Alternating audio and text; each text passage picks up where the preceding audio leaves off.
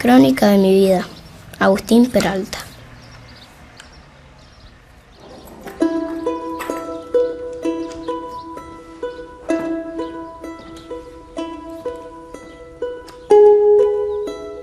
A ver, ¿qué es la esclavitud? ¿O qué fue la esclavitud? Antigua.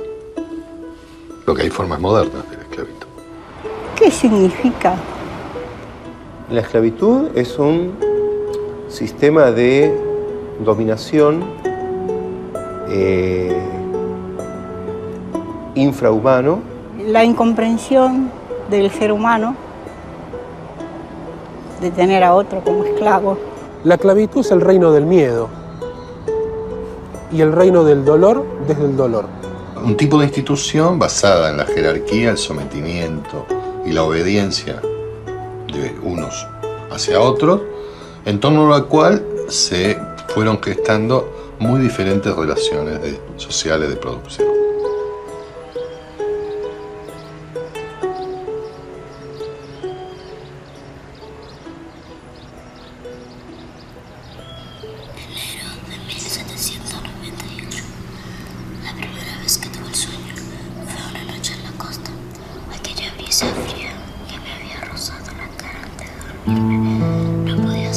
Enero de 1798.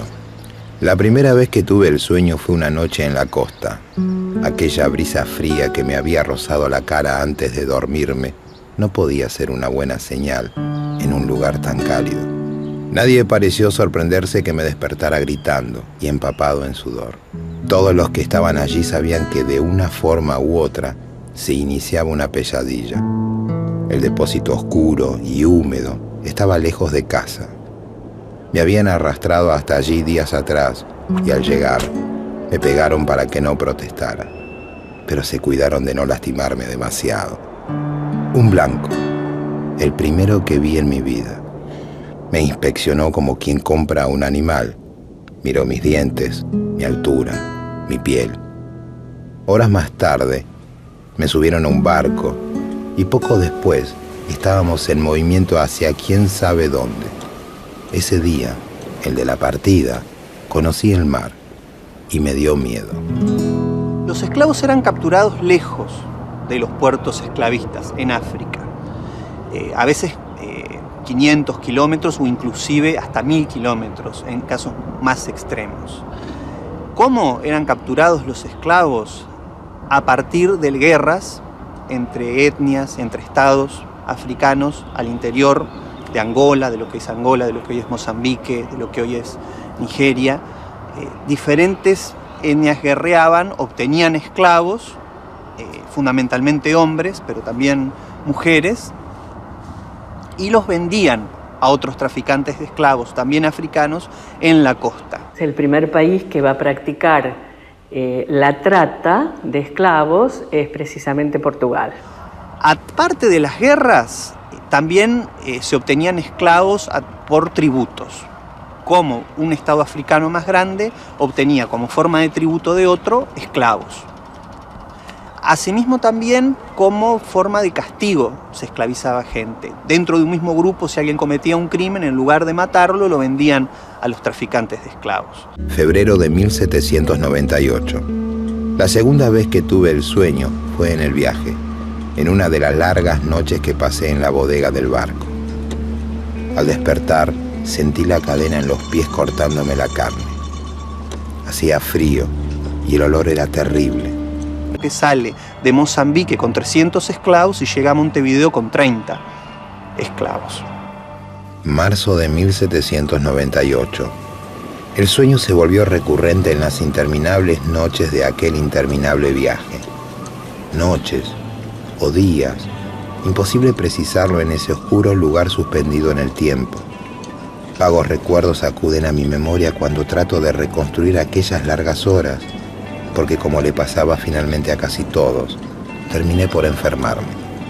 Volaba de fiebre, tiritaba en el suelo mojado de la bodega, pero trataba de que no se dieran cuenta porque suponía que si descubrían mi estado, me iban a tirar al mar, como vi que hacían con otros. ¿Cuánto tiempo pasó? No lo sé, pero finalmente de a poco y de manera inexplicable fui mejorando y pude volver a comer. Y entonces, cuando estaba casi recuperado del todo, el barco atracó. Habíamos llegado a destino. Para esa época mi dueño me puso un nombre. Aquel hombre que recuerdo pequeño y silencioso me enseñó un oficio, el de zapatero, y me regaló un nombre. Desde agosto de 1802 comencé a ser Agustín Peralta. Los esclavos pasan por diferentes procesos de identidad durante el tráfico transatlántico.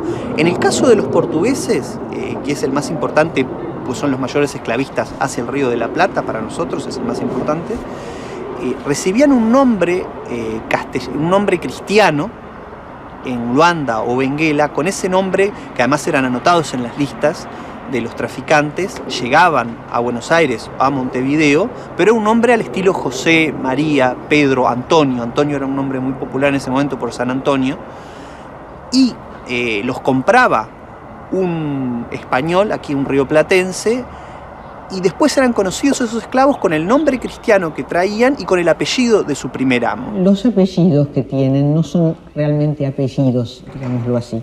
Cuando el esclavo se vende, cambia el apellido, porque el apellido es el del amo. Entonces, puede ser el esclavo de Echagüe, que lo compra Rosas, y antes se llamaba Juan Echagüe, ahora pasa a ser Juan Rosas. Así que los apellidos van, más que un apellido, es una indicación de propiedad, y por lo tanto va cambiando en la medida que cambian de amo. Los esclavos fueron ubicados para que desempeñen todas las tareas hogareñas y laborales posibles, desde la limpieza de la casa o el hacer la comida, hasta amamantar a los niños de los amos, criarlos hasta una avanzada edad y trabajar para el amo en diversos oficios que fueron aprendiendo de acuerdo a las necesidades que había aquí laborales o las habilidades que tenían ellos. Entonces era muy común, por ejemplo, el oficio de zapateros o el oficio de sombrereros, o oficios que quizás sean menos conocidos, como los de músicos. Y cuando digo músicos, no digo músicos de música negra, sino en realidad de música europea de salón. Octubre de 1805. El sueño era el de siempre aquella tarde de primavera.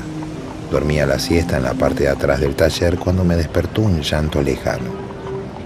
Una mujer intentaba entre sollozos explicarle a su marido que el dueño de ambos había vendido a su pequeña hija sin decirles nada. La llevarían a Córdoba y seguramente no volverían a verla. Los esclavos acudían frecuentemente y reiteradamente ante las instancias judiciales para hacer pedidos y reclamos cuando entraban en conflicto con sus amos. Y tenían que acudir a lo que se llamaba en ese momento el defensor de pobres y esclavos, que paradójicamente, generalmente era un traficante de esclavos. ¿Qué es la libertad? ¿Qué era para mí en ese entonces ser libre? Un gran anhelo. La impotencia que recordaba en los cuerpos de esa mujer y de ese hombre que lloraban a su hija en la vereda de enfrente avivaron el fuego para desear con tanta fuerza algo que ni siquiera sabía bien qué significaba. La libertad. Aquel sueño que había tenido por primera vez en la costa y que desde entonces me acompañaba siempre, empezó a ser cada vez más frecuente hasta que llegué a tenerlo todas las noches. Sabemos que una de las formas de liberación de la esclavitud era la compra, lo que se llama la manumisión. La compra por parte del esclavo de su propia libertad. Ahora, ¿de dónde sacaban dinero para comprar? Bueno, eso lo sabemos todos, aunque nunca nos lo explicaron en la vida escolar. Todos hemos visto en todos los actos escolares esclavas que venden empanadas, esclavos que venden vela, esclavos que venden cosas en el acto del 25 de mayo. Esta era una actividad mediante la cual esos amos que yo decía, que tienen 2 o 3 esclavos, generalmente mujeres solas o mujeres viudas, que han quedado con algunos esclavos heredados, obtenían un ingreso. Para ellos, pero también en parte para los esclavos. El esclavo iba jugando y trataba de comprar su libertad. Y un típico reclamo era comprar la libertad a un precio justo. Julio de 1812. Mi amo se salvó de que lo ejecutaran, pero lo mandaron desterrado a Luján. El gobierno confiscó entonces muchos de sus bienes, entre ellos a sus esclavos. Entre sus pertenencias estaba yo. Así fui rescatado por el Estado y nuevamente el curso de mi vida volvió a cambiar.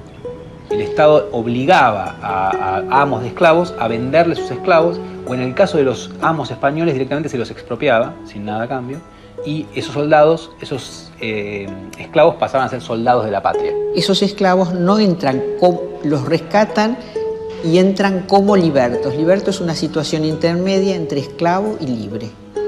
Es decir, entran con la condición de servir 5 años en los ejércitos de línea y entonces van a obtener la libertad. En general los esclavos querían ir porque los esclavos que entraban al ejército tenían la promesa de salir de él libres. Con lo cual a veces era mejor arriesgar la vida que tener una vida de esclavitud para siempre, ¿no? Entonces ahí hay una situación muy contradictoria. Ir a la guerra es un gran peligro, pero es un camino cierto a la libertad.